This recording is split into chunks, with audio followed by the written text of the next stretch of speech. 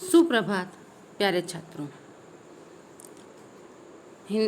हिंदी की हमारी इस कक्षा में आज हम वसंत का पाठ 2 लाख की चूड़ियाँ पढ़ने जा रहे हैं। इससे पहले हमने ध्वनि नाम की एक कविता पढ़ी जो कि कवि हृदय के मनोभावों को व्यक्त कर रही थी, और आज हम पढ़ने जा रहे हैं लाख की चूड़ियाँ। लाख की चूड़ियाँ कामता प्रसाद की लिखी हुई एक कहानी है जो एक बदलाव को जो हमारे समाज में अक्सर होता रहता है कि कुछ चीज़ें अपना नया स्थान बनाती है और पुरानी चीज़ों को हटाती है। कुछ पारंपरिक चीज़ें जो हम लोग भूल सी गए हैं, उनकी जगह कुछ नई चीज़ों ने ले ली है। बहुत सारी चीज़ें हैं समाज में ऐसी, कुछ पारंपरिक रीति रिवाज हैं, कुछ वस्तुएं हैं, कुछ त्योहार हैं। यहाँ पर सिर्फ एक ही चीज़ को चयन करके बताया गया है कि किस तरीके से जो चीज़ें या कुछ वस्तुएं या हमारी रीति रिवाज परंपराएं जो किसी समय पर अपने प्रगति के चरम पर होती है, धीरे धीरे किस तरीके से वह नीचे आ गिरती है और लोग बाग उनको भूल से जाते हैं और उनकी जगह जिन नई चीज़ों को, नई वस्तुओं को, नए क्षेत्रों को दे दी जाती है। इस कहानी में लाख की चूड़ियों में भी लाख की चूड़ियों का चयन करके, उस क्षेत्र का चयन करके ये बताया गया है कि किस तरीके से लाख की चूड़ियों की जगह पर कांच की चूड़ियों ने अपना स्थान बनाया, और किस तरीके से जिस कारीगर की बहुत ही पूछ हुआ करती थी, बहुत ही विख्यात था उसके हाथ की चूड़ियाँ पहनने के लिए, वही लाख की चूड़ियों की जब लोगों ने मांग बंद कर दी और लाख की चूड़ियों की डिमांड कम हो गई, तो किस तरीके से वो बदहाली में वो कारीगर आ गया है। वर्तमान परिप्रेक्ष्य में भी ऐसी बहुत सी हमारी कारीगरियाँ हैं जो किसी समय पर चरम पर हुआ करती थी, लोग बाग उन्हें पसंद करते थे, और आज भी शायद विदेशों में उनकी बहुत डिमांड है, लेकिन घर में ही उन चीज़ों की कद्र नहीं है। ऐसा ही कुछ आज भी बहुत सी जगह देखने को मिलता है।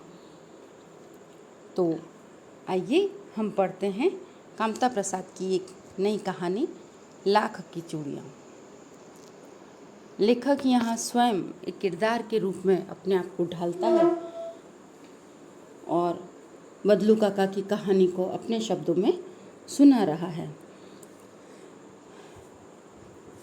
सारे गांव में बदलू मुझे सबसे अच्छा आदमी लगता था, क्योंकि वह मुझे सुंदर सुंदर लाख की गोलियां बना कर देता था। मुझे अपने मामा के गांव जाने का सबसे बड़ा चाव यही था कि जब मैं वहां से लौटता था तो मेरे पास ढेर सारी गोलियां होती थी, रंग बिरंगी गोलियां जो किसी भी बच्चे का मन मोह ले। लेखक एक हमें अपने ही शब्दों में कहानी बता रहा है कि सारे गांव में बदलू मुझे सबसे अच्छा आदमी लगता था। और वो क्यों लगता था? क्योंकि वह लेखक को बहुत सुंदर सुंदर सी लाख की गोलियां देता था। अब लाख आप लोगों को पता है, वैसे हमारे नाथद्वारा में तो अभी भी बहुत डिमांड है लाख की चूड़ियों की। अक्सर आप लोगों ने अपने मम्मी के जो चूड़ियों का बॉक्स है उसमें लाख की चूड़ियाँ देखी होगी। लाख हमें वनों से प्राप्त होता है और उसको पिघाल कर, गर्म करके उसको अच्छा सा चूड़ियों का आकार देकर सुंदर रंगों से सजाया जाता है। अलग अलग कलर में सुंदर रंगों से सजा लिया जाता है। तो लेखक कह रहा है कि सारे गांव में मुझे बदलू जो था वो सबसे अच्छा आदमी लगता था। और उसका कारण क्या था कि जब लेखक छोटे थे और मामा के गांव जाते थे, तो मामा के गांव जाने का सबसे बड़ा चाव, यानी सबसे बड़ी चाहत ही वही होती थी कि मामा के गांव जाना है और बदलू के पास जाना है ताकि वो सुंदर सुंदर लाख की गोलियां हमको देवे। और लेखक ये बता रहे हैं कि जब वह गांव से लौटते थे तो उनके पास बहुत सारी लाख की गोलियां होती थी। वैसे तो मेरे मामा के गांव का होने के कारण मुझे बदलू को बदलू मामा कहना चाहिए था, परंतु उसे मैं बदलू मामा न कहकर बदलू काका कहा करता था, जैसा कि गांव के सभी बच्चे उससे कहा करते थे। बदलू का मकान कुछ ऊंचे पर बना था। मकान के सामने बड़ा सा सहन था जिसमें एक पुराना नीम था। नीम का वृक्ष लगा था। उसी के नीचे बैठकर बदलू अपना काम किया करता था। बगल में भट्टी दहकती रहती जिसमें वह लाख को पिघलाया करता। सामने एक लकड़ी की चौखट पड़ी रहती जिस पर लाख के मुलायम होने पर वह उससे सलाख के समान पतला करके चूड़ी का आकार देता था। अब गांव जाने का कारण तो लेखक ने बता दिया कि गांव जाने का जो सबसे बड़ा कारण था वो यह था कि वो बदलू जो था वह उसे लाख की गोल गोल गोलियां बना के देता था। उसके बाद वह बदलू का परिचय करवाता है और वह कहता है कि मेरे मामा के गांव का था, इसलिए मुझे क्या करना था, बदलू को भी मामा कहना था, लेकिन मैं बदलू को मामा ना कहकर बदलू काका कहता था, क्योंकि गांव के आसपास के जितने बच्चे थे वो सब उसे बदलू काका कहते हैं। ऐसा होता है कि अगर कोई किसी नाम से विशेष तरीके से जाना जाता है तो हमारा उसके साथ कोई भी रिश्ता हो, हम भी उसे उसी नाम से कहने लग जाते हैं। आज तो खैर ऐसा नहीं होता है, लेकिन पहले मोस्ट ऑफ घरों में अक्सर जो बड़ी बहू होती थी उसके बच्चे उसको भाभी कहते थे। उसका रीज़न यूँ कि जब उसके बच्चे होते थे तो उसके जो उस बहू के जो देवर देरानी देवर या ननद जो होते थे वो उस बहू को भाभी कहते थे, और जब उसके बच्चे होते थे तो वो दूसरों को अपने काका को और बुआ को देख देख कर वो भी अपनी माँ को भाभी कहना शुरू हो जाते थे। तो ये सिंपल सी बात है कि कोई किसी विशेष नाम से जाना जाता है तो उसके साथ हमारा रिश्ता कुछ भी हो, हम भी उसे उसी तरीके से कहना शुरू कर देते हैं। आगे लेखक बताता है कि जो बदलू था वह गांव के जहाँ ऊंचे मकान बने हुए थे वहाँ पर ही रहता था। उसका घर भी वहाँ ऊपर की तरफ बना हुआ था, ठीक है।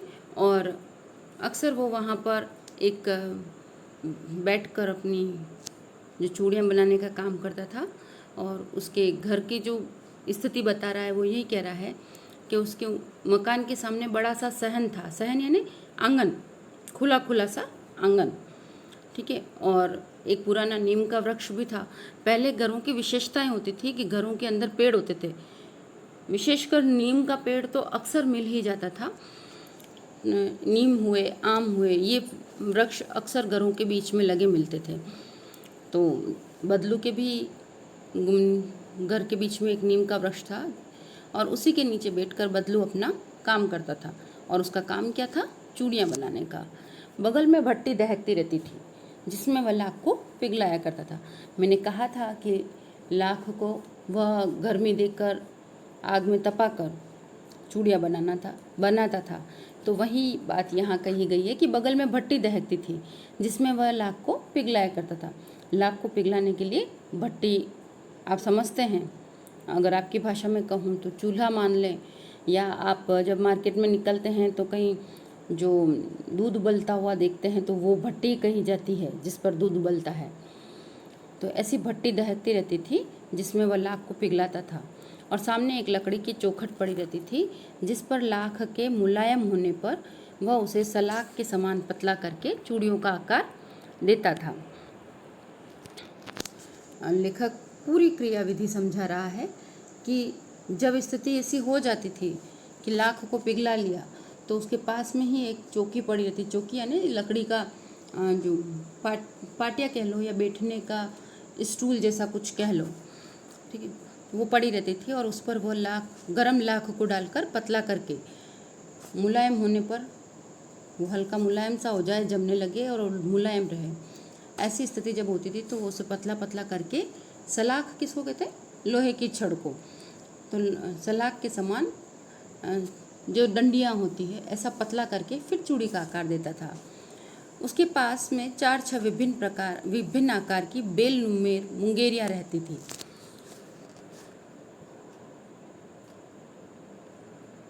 बेलनुमा मुंगेरियाँ रहती थी जो आगे से कुछ पतली और पीछे से मोटी होती जाती थी। लाख की चूड़ी को आकार देकर वह उन्हें मुंगेरियों पर चढ़ाकर गोल और चिकना बनाता और तब एक एक कर पूरे हाथ से चूड़ियाँ बना चुकने के पश्चात वह उन पर रंग करता था। अब मुंगेरियाँ यानी जिसके ऊपर चूड़ी को आकार दिया जाता है, ठीक है। तो पहले तो तिनके के समान पतला कर लेता था और फिर चूड़ियों का आकार देने के लिए मुंगेरियों पर उस लाख को चढ़ाया जाता था। और मुंगेरियाँ कैसी होती थी, पहले कुछ पतली और फिर पीछे से मोटी। लाख की चूड़ी को जब वो आकार देता तो पहले वो एक जैसी सारी चूड़ियाँ बना लेता और फिर उनको मुंगेरियों पर चढ़ाकर, यानी उसके ऊपर, वैसे मुंगेरियाँ बेलन जैसी होती है जिनके अंदर वो चढ़ाई जाती है ताकि वो एक जैसा गोल आकार आ सके, तो उसके ऊपर चढ़ाकर वो उनको चिकना बनाता था। एकदम चिकना, आप समझते हैं, गोल और चिकना, एक जैसा आकार देना और स्मूथनेस उसमें देना। जब ऐसे सारी चूड़ियाँ बन जाती तो फिर वो उन पर एक जैसा उन पर रंग करता था। बदलू यह कार्य सदा ही एक मच्छी पर बैठकर किया करता था जो बहुत ही पुरानी थी। बगल में उसका हुक्का रहता था जिसे वह बीच बीच में पीता रहता था। गांव में मेरा दोपहर का समय अधिकतर बदलू के साथ बीतता। वह मुझे लल्ला कहा करता था और मेरे पहुंचते ही मेरे लिए तुरंत एक मच्छियाँ मंगा देता। मैं घंटों बैठे बैठे उसे इस प्रकार चूड़ियाँ बनाते देखता रहता। लगभग रोज ही वह 4-6 जोड़े चूड़ियाँ बनाता। पूरा जोड़ा बन लेने पर वह उसे बेलन पर चढ़ाकर कुछ क्षण चुपचाप देखता रहता, मानो वह बेलन न होकर किसी नववधू की कलाई हो।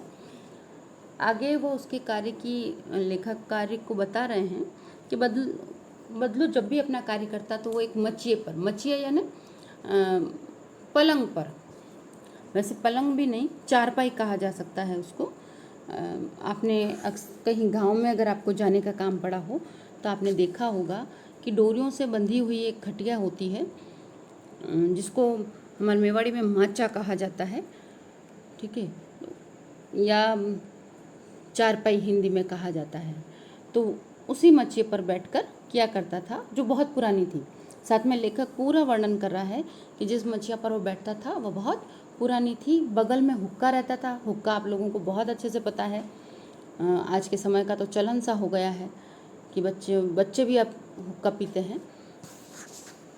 तो बगल में एक हुक्का रहता था जिसे वह बीच बीच में पीता रहता है।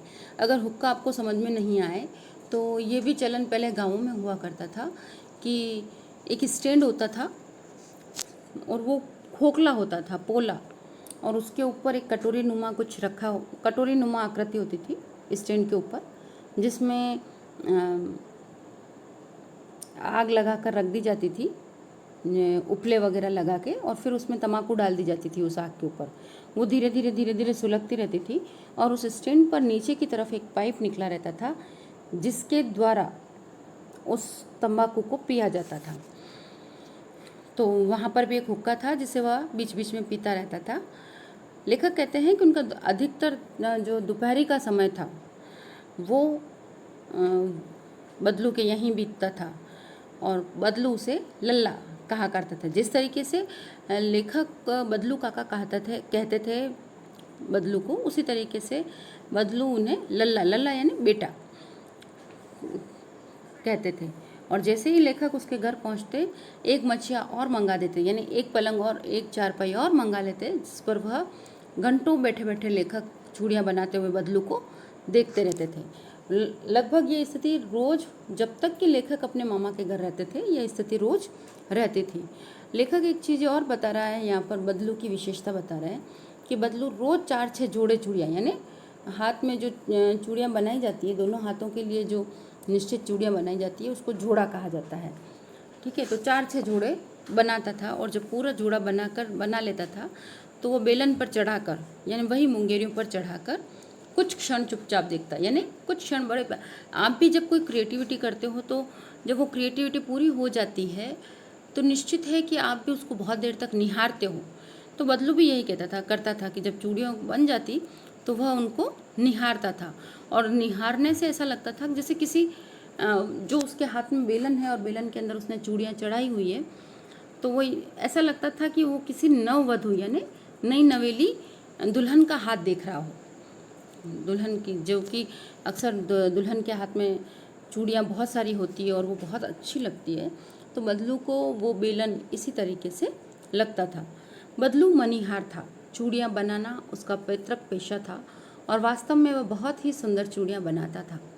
उसकी बनाई हुई चूड़ियों की खपत भी बहुत थी। उस गांव में तो सभी स्त्रियां उसी की बनाई हुई चूड़ियाँ पहनती थी। आसपास के गांव के लोग भी उससे चूड़ियाँ ले जाते थे, परंतु वह कभी भी चूड़ियों को पैसे से नहीं बेचता था। उसका अभी तक वस्तु विनिमय का तरीका था और लोग अनाज के बदले उससे चूड़ियाँ ले जाते थे। बदलू स्वभाव से बहुत सीधा था। मैंने कभी भी उसे झगड़ते नहीं देखा। हाँ, शादी विवाह के अवसरों पर वह अवश्य जिद पकड़ जाता था। जीवन भर चाहे कोई उसे मुफ्त चूड़ियाँ ले जाए, परंतु विवाह के अवसर पर वह सारी कसर निकाल लेता था। आखिर सुहाग के जोड़े का महत्व ही होता है। मुझे याद है, मेरे मामा के यहाँ किसी लड़की के विवाह पर जरा सी किसी बात पर वह बिगड़ गया और फिर उसको मनाने में लोहे लग गए। विवाह के इसी जोड़े का मूल्य इतना बढ़ जाता था कि उसके लिए उसकी घरवाली को सारे वस्त्र मिलते, ढेरों अनाज मिलता, उसको अपने लिए नई पगड़ी और रुपए जो मिलते सो अलग। अब बदलू का जो वास्तविक परिचय है लेखक दे रहे हैं कि बदलू मनिहार था। मनिहार यानी चूड़ियाँ बनाने वाला, और चूड़ियाँ बनाना उसका पैतृक पेशा यानी जो पीढ़ी दर पीढ़ी चलता आ रहा है। बदलू के पिता भी यही काम करते थे, पिता के पिता, पिता के पिता, मतलब इस पीढ़ी दर पीढ़ी वही काम होता था। और उसकी बनाई हुई चूड़ियों की खपत भी बहुत अधिक थी। खपत यानी उपयोग बहुत था।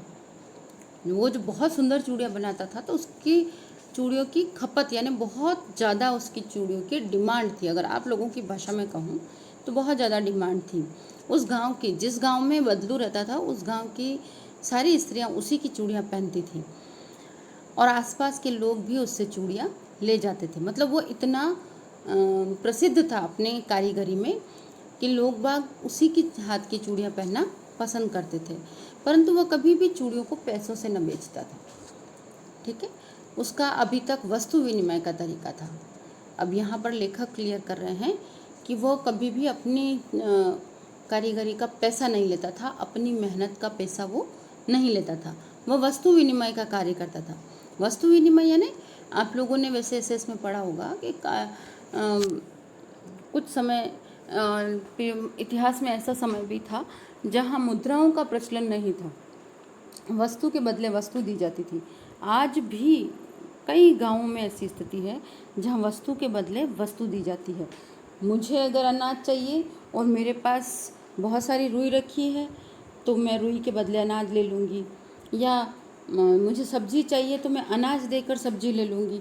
इस तरीके से पैसा नहीं देकर किसी न किसी एक वस्तु के बदले दूसरी वस्तु को लेना या देना वस्तु विनिमय कहलाता है। तो लोग बाग भी यही करते थे कि अनाज के बदले चूड़ियाँ ले जाते थे। बदलू स्वभाव से बहुत सीधा था और उसको लेखक कहते हैं कि मैंने उसे कभी भी झगड़ते हुए नहीं देखा, लेकिन वह शादी विवाह के अवसरों पर अवश्य जिद पकड़ लेता था, क्योंकि शादी विवाह का जो अवसर होता है वो एक खुशी का अवसर होता है और इस अवसर पर कुछ ऐसे लोग होते हैं जो शादी या सुहाग के प्रतीक चिन्हों को जो देते हैं उसके बदले कुछ आवश्यकता से अधिक ही चाहते हैं, और वो ये चाहते हैं कि मेज़बान जो है या जो जिसके घर शादी है वो खुश होकर बहुत सारी चीज़ें उसको दे। तो वही स्थिति बदलू की भी थी कि शादी विवाह के अवसरों पर वह अक्सर जिद पकड़ कर बैठ जाता था कि मुझे इसके सुहाग के जोड़े के साथ ये चाहिए वो चाहिए, इस तरीके की वह जिद लेकर बैठ जाता था। बदलू की खासियत क्या थी कि वह भले जीवन भर लोगों को मुफ्त में चूड़ियाँ दे दे, लेकिन शादी विवाह के अवसर पर वह पूरी कसर निकाल लेता था। पूरी कसर यानी पूरी जो कमी रह गई है उसको वो पूरी कर लेता था। यानी शादी विवाह के अवसर पर वह अच्छा खासा कमा लेता था। आखिर सुहाग के जोड़े का भी महत्व होता है। ये लाइन जो दी है ये वाकई में हमारी सभ्यता से जुड़ी हुई है कि आखिर सुहाग के जोड़े का भी महत्व होता है। ये महत्व बहुत बड़ा होता है। हमारे जो परंपराएं जुड़ी हुई है स्त्रियों के लिए, उसके लिए सुहाग की जितनी भी चीज़ें होती हैं वो बहुत ही मान्य महत्व रखती है कि उसके लिए घर वाले कुछ भी करने को तैयार हो जाते हैं, क्योंकि इन प्रतीक चिन्हों के बिना स्त्री का जीवन अगर हम कहें कि दुभर होता है तो बिल्कुल सही है ये बात। तो वही बात ये यहाँ कही जा रही है कि सुहाग के जोड़े का अपना महत्व होता है, और यही कारण था कि बदलू शादी विवाह के अवसर पर अक्सर अपनी सारी कसर निकाल लिया करता था। मुझे याद है मेरे मामा के यहाँ किसी लड़की के विवाह पर जरा सी किसी बात पर बिगड़ गया था और फिर उसको मनाने में लोहे लग गए थे। लोहा लगना मतलब बहुत मेहनत होना, बहुत मेहनत लग जाना। लेखक एक घटना को याद करते हुए कह रहे हैं कि मेरे मामा के यहाँ किसी लड़की की शादी थी और जरा सी बात पर वो बिगड़ गया, यानी कि उसने अपनी जिद रख ली और उस जिद को पूरा करने के लिए गुस्सा आ गया, तो उसको मनाने के लिए वह रूठ सा गया। बात पर बिगड़ गया यानी वह रूठ सा गया, और फिर जो उसको मनाया उसके लिए लोहे लग गए, यानी उसको मनाने में बड़ी मेहनत लग गई। विवाह में इसी जोड़े का मूल्य इतना बढ़ जाता था कि उसके लिए उसकी घरवाली को सारे वस्त्र मिलते। घरवाली को सारे वस्त्र मिलना यानी कि साड़ी के साथ जो जो चीज़ें चाहिए, ब्लाउज चाहिए, पेटीकोट चाहिए, और भी कुछ सुहाग का सामान अलग से, सिंदूर वगैरह, तो वो सारी चीज़ें वो मिलते थे। ढेरों अनाज, और बहुत सारा अनाज मिलता था। उसको खुद के लिए पगड़ी मिलती थी और उसके साथ रुपए भी मिलते थे। यदि संसार में बदलू को किसी बात से चिढ़ थी तो वह थी कांच की चूड़ियाँ, कांच की चूड़ियों से। यदि किसी भी स्त्री के हाथों में उसे कांच की चूड़ियाँ दिख जाती तो वो अंदर ही अंदर कूद उठता, और कभी कभी तो 2-4 बातें भी सुना देता। मुझसे वह घंटों बातें किया करता। कभी मेरी पढ़ाई के बारे में पूछता, कभी मेरे घर के बारे में, और कभी यूं ही शहर के जीवन के बारे में। मैं उससे कहता कि शहर में सब कांच की चूड़ियाँ पहनते हैं, तो वह उत्तर देता, शहर की बात और है लल्ला, वहाँ तो सभी कुछ होता है। वहाँ तो औरतें अपने मर्द का हाथ पकड़कर सड़कों पर घूमती है, और फिर उनकी कलाइयाँ नाजुक होती है ना, लाख की चूड़ियाँ पहने तो मोच ना आ जाए। ये इस एक वाक्य में कि लाख की चूड़ियाँ पहने तो मोच ना आ जाए, बहुत बड़ी बात कही है। लेकिन उससे पहले वाली बात भी हम समझ लेते हैं कि इतना सीधा होने के बाद भी अगर बदलू को किसी बात से चिढ़ थी तो वह थी कांच की चूड़ियों से। अगर वो किसी स्त्री के हाथ में कांच की चूड़ियाँ पहनता तो वो चिढ़ सा जाता था, वो अंदर ही अंदर कूदता था। कूदना यानी चिढ़ना, अंदर ही अंदर तकलीफ़ महसूस करना, गुस्सा आना। जब गुस्सा आ रहा हो और हम किसी को कुछ कह नहीं पाए, अंदर ही अंदर उसको दबाएं, तो उसको कहते हैं कूदना। तो वही बात बदलू की भी थी कि किसी भी स्त्री को अगर कांच की चूड़ियाँ पहने हुए देखता तो वह अंदर अंदर कूद उठता, और कभी कभी तो 2-4 बात सुना भी देता। अगर उसका बस चलता उसकी, तो वह 2-4 बातें उन औरतों को सुना भी देता, उनको डांट भी देता। मुझसे तो वह घंटों बातें किया करता। कभी मेरी पढ़ाई के बारे में पूछता, कभी मेरे घर के बारे में। लेखक कह रहे हैं कि ऐसी स्थिति में जब वह जाता तो मतलब बदलू के साथ में इतना घुल मिल सा गया था कि वह मेरे साथ घंटों बैठकर बातें करता था। कभी वो मेरी पढ़ाई के बारे में, मेरे दोस्तों के बारे में, मेरे जीवन के बारे में, मेरे शहर के बारे में बात करता रहता था। और मैं जब उसे कहता कि शहर में सब कांच की चूड़ियाँ पहनते हैं तो वो उत्तर देता था कि शहर की बात और है लल्ला, यानी बेटा शहर की बात कुछ और है। वहाँ तो सभी कुछ होता है। वहाँ तो औरतें अपने मर्द का हाथ पकड़कर सड़कों पर घूमती हैं। बदलू की इन बातों में कहीं एक पहले से आभास होने वाली स्थिति है। उसकी जो कांच की चूड़ियों के प्रति जो कुढ़न है, वो जो गुस्सा, वो जो जलन है, उसमें कहीं आने वाले समय को लेकर वह चिंतित है, कहीं अपनी सभ्यताओं को लेकर भी चिंतित है। कांच की चूड़ियों को अगर वो देखता तो वो समझ गया था कि लाख की चूड़ियों से ज़्यादा सुंदर कांच की चूड़ियाँ लगती है। और अगर व्यक्ति कांच की चूड़ियाँ खरीदने लग गया तो निश्चित है कि उसका जो व्यवसाय है वह ठप हो जाएगा, और अगर उसका व्यवसाय ठप होता है तो यह उसके लिए मुसीबत बन जाएगी। साथ ही जब वह कहता है कि शहर की बात और है, तो उसमें कहीं एक कटाक्ष है, कहीं एक व्यंग है, और वह व्यंग वहाँ इन लाइनों में साफ झलकता है कि वहाँ की औरतें तो अपने मर्द का हाथ पकड़कर सड़कों पर घूमती है। यानी हमारी सभ्यता में कुछ मर्यादाएं हैं, हमारी हिंदू सभ्यता में कुछ मर्यादाएं हैं कि पत्नी कभी अपने लोगों के सामने अपने पति के पास आकर नहीं बैठ सकती, उससे खुलकर बात नहीं कर सकती। जब घर के बड़े बुजुर्ग कोई भी हैं, चाहे घर के नहीं मोहल्ले के भी हों, या अगर हम छोटे कस्बे से हैं तो गांव का भी कोई व्यक्ति हो, तो उनके सामने पत्नियां खुलकर अपने पति से बात नहीं कर सकती, उनके साथ घूम फिर नहीं सकती। लेकिन जैसे जैसे पाश्चात्य सभ्यता आ गई, शहरीकरण को बढ़ावा मिलता गया, ये एक मर्यादाएं ख़त्म सी होने लगी। पहले ये मर्यादाएं शहरी क्षेत्रों में ख़त्म हुई, आज चारों तरफ ख़त्म हो चुकी है। तो वही चीज़ को यहाँ पर इंगित कर रहा है बदलू, और वो लेखक को बता रहा है कि वहाँ की बात अलग है। कहाँ की? शहर की। वहाँ तो औरतें भी मर्द का हाथ पकड़कर सड़कों पर घूमती है।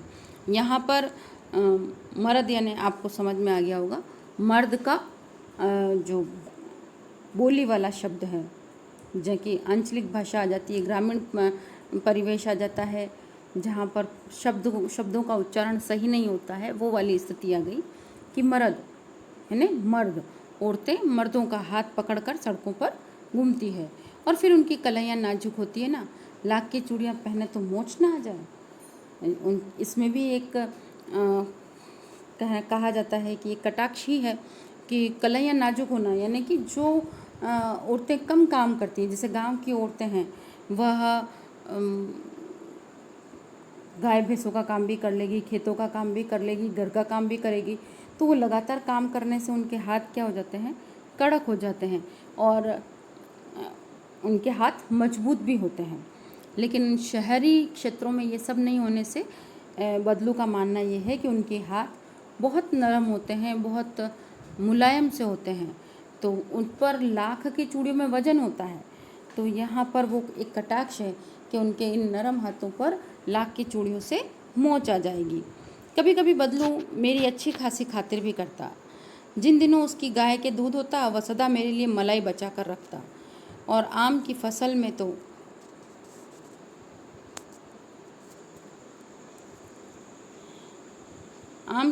में तो मैं रोज़ ही उसके यहाँ 2-4 आम खा जाता।